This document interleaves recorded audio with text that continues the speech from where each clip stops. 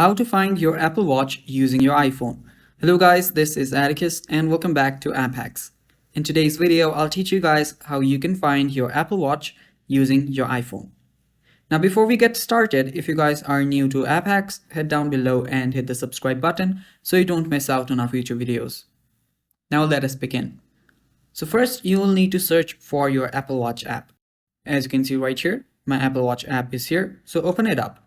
After you open it up, you should find your Apple Watch. Now, if you have paired it, you can just see the option there. Now, you should see something like this on your Apple Watch. Now, what you'll need to do here is tap on this icon, I option, right beside your Apple Watch. After you tap on it, you'll get redirected to your Find My app, and there all you need to do is tap on this Play Sound option. After you tap on Play Sound, what will happen is you will simply your Apple Watch will start playing a sound and you can locate your Apple Watch with that sound. And yeah, that is how you do it, guys. And that is basically all for the video. Thanks for watching. Stay tuned for more and bye bye. Take care.